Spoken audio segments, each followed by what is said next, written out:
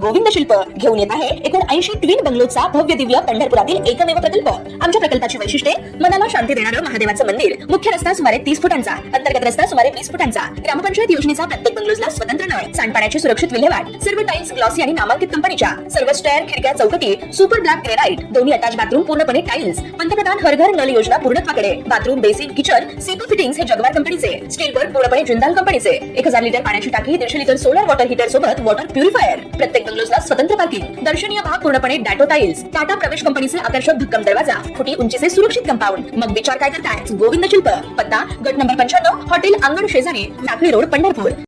ताज्या घडामोडी पाहण्यासाठी आमच्या YouTube चॅनलवरील PVR म्हणजेच पंढरी वार्ता या न्यूजला सबस्क्राइब करा आणि शेजारील बेल आयकॉनवर क्लिक करा। पंढरपूर शहरात सध्या लवकरच कॉरिडॉरच्या कामास सुरुवात होणार असल्याची चर्चा मोठ्या प्रमाणात होताना दिसून येते आहे।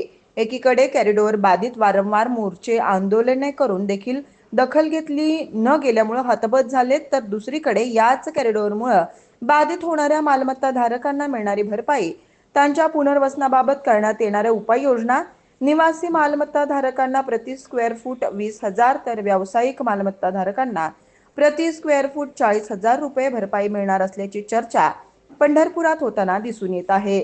तर याच कॉरिडॉर होणाऱ्या भागात जे भाडेकरू आहेत त्यांचं देखील पुनर्वसन केलं जाणार असल्याची चर्चा असल्यानं भाडेकरू देखील चिंतामुक्त झालेत। पंढरपुरातील मालमत्तांचे दर हे पुणे मुंबईपेक्षाही जास्त असल्याचं चित्र मागील अनेक वर्षापासून दिसून येत आहे। आता या संभाव्य भरपाईच्या आकडेवारी पाहता आपल्या मालमत्ता देण्यास कॉरिडॉर बाधित तयार होतील अशीच शासनाची धारणा झाल्याचं दिसून येत आहे। मात्र याच वेळी कॉरिडॉर बरोबर पंढरपूर शहरात मंदिराकडे येणाऱ्या काही डीपी रस्त्यांच्या रुंदीकरणाचं काम देखील हाती घेतलं जाणार असल्याची चर्चा होऊ लागली आहे। भाविकांना मंदिर परिसरात येण्यासाठी एक प्रमुख रस्ता असलेला अंबाबाई पटांगण ते हरिदास वेस ते उत्तरद्वार हा रस्ता देखील 1967 सालापासून डीपी मध्ये समाविष्ट करण्यात आलाय।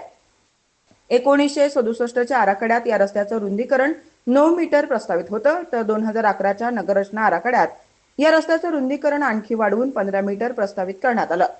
मागील 40 वर्षापासून मास्टर प्लॅन होणार म्हणून या रस्त्यावरील मालमत्ता धारकांनी बांधलेली बांधकामाची कामे केली नाहीत।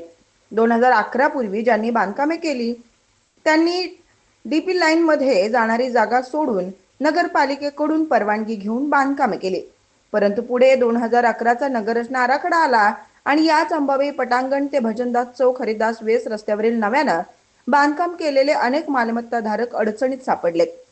मंदिर परिसरात कॉरिडॉरचं काम सुरू झाल्यास तेथील दुकाने, घरे पाडण्यासाठी व मलबा हटवण्यासाठी उत्तरद्वार ते हरिदास वेस ते अंबाबाई पटांगण व पश्चिम द्वार ते काळा मारुती हा रस्ता कॉरिडॉरचं काम सुरू करण्यापूर्वी रुंद केला जाणार असल्याची चर्चा आहे।